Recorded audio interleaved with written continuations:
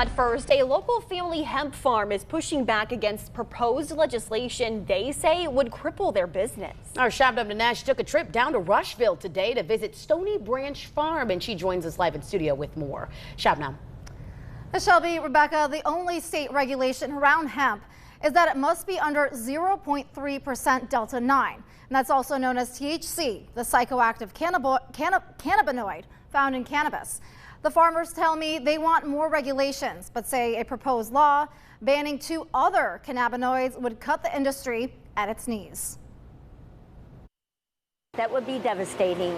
I dread the thought of going back to taking all those pills. Vicki Krause used to take 12 pills a day for pain associated with a spinal cord injury. She's paralyzed from the waist down.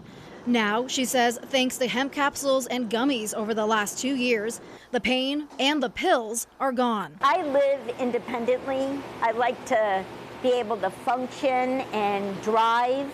I don't like to feel impaired. A proposed legislation by the cannabis industry would make the cannabinoids Delta-8 and Delta-10 illegal in Illinois. Right now, you can find those products at your local smoke shop. The chief operating officer of Stony Branch Farms, a family-owned hemp farm in Rushville, says they want regulations, not restrictions.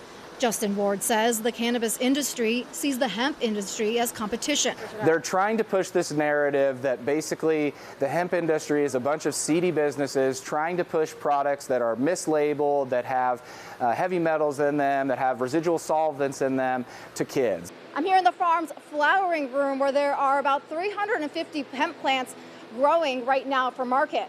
But Ward says if that ban were to go through, 50% of his business would be impacted. Not to mention the trickle-down effect onto smaller businesses.